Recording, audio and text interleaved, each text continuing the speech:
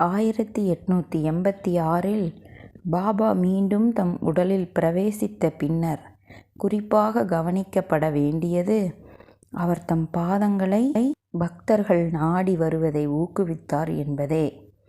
ரிணானுபந்தம் அல்லது முந்தைய பிறவிகளில் ஏற்பட்ட தொடர்பு காரணமாக தம்முடன் பிணைந்துவிட்ட பக்தர்களையும் இதரர்களையும் தம்மிடம் தருவித்து நீண்ட காலம் அவர்களை கடை தேர வைக்கும் தமது நோக்கத்தை முழுமையாக நிறைவேற்றவே பாபா மீண்டும் உயிர் பெற்றிருக்க வேண்டும் என அறியலாம்.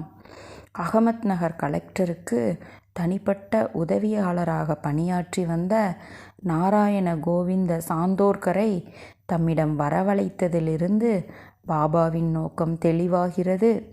பாபா வாத்சல்யத்துடன் நானா என அழைத்து வந்த சாந்தோர்கர் கோபர்காம் நகரில் முகாமிட்டிருந்த போது பாபா அவருக்கு சீரடிக்கு வரவேண்டுமென மீண்டும் மீண்டும் செய்தி அனுப்பினார்.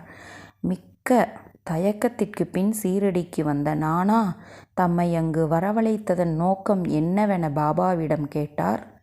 முந்தைய 4 பிறவிகளில் அவருடன் தாம் நெருங்கி பழகியதாகவும் அதை இப்பிறவியிலும் தொடர விரும்புவதாகவும் பாபா பதிலளித்தார். மீண்டும் நானா தயங்கினார். பாபா தமது ஆச்சரியமான சக்தியாலும் விசேஷமாக இணையற்ற அன்பினாலும் நானாவின் இதயத்தில் நம்பிக்கையையும் அவருக்கு செய்த பல அற்புதமான உதவிகளுக்காக நன்றியுணர்வையும் பெருகச் செய்தார். ஒரு சமயம் கடும் வெயிலில் தண்ணீரே இல்லாத பாறைகள் நிரம்பிய ஹரிச்சந்திரா குன்றின் நடுவில் மேலே ஏறவோ கீழே இறங்கவோ இயலாமல் நானா தாகத்தால் தவித்தார். திடீரென பாபாவின் நினைப்பு வர, இப்போது பாபா இங்கிருந்தால் எனக்கு நிச்சயம் தண்ணீர் கிட்ட செய்வார் என கதறினார். அங்கிருந்து சுமார் 40 மைல்களுக்கு அப்பால் சீரடியில் மசூதியில் அமர்ந்திருந்த பாபா அங்கிருந்த பக்தர்களிடம் திடீரென நானா தாகத்தால் தவிப்பதாகவும் அவருக்கு கை நிறைய தண்ணீர் அளிக்க வேண்டுமெனவும் கூறினார். அதே சமயம் ஒரு வேடுவன் அக்குன்றில் வந்து சேர்ந்தான். நானா அமர்ந்திருந்த பாறையின் கீழேயே கை நிறைய தண்ணீர் இருப்பதை அவன் நானாவிடம் காண்பித்தான்.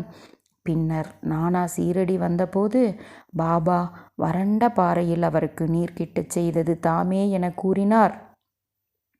அதேபோல் பிறிதொரு சமயம் நானா சாந்தோர்கர் ஒரு அடர்ந்த காட்டின் நடுவில் மாட்டிக்கொண்டு களைப்புற்ற போது காட்டை விட்டு வெளியே வந்தவுடன் தமக்கு ஒரு கோப்பை தேநீர் கிடைக்க வேண்டுமென பாபாவை வேண்டிக் கொண்டார்.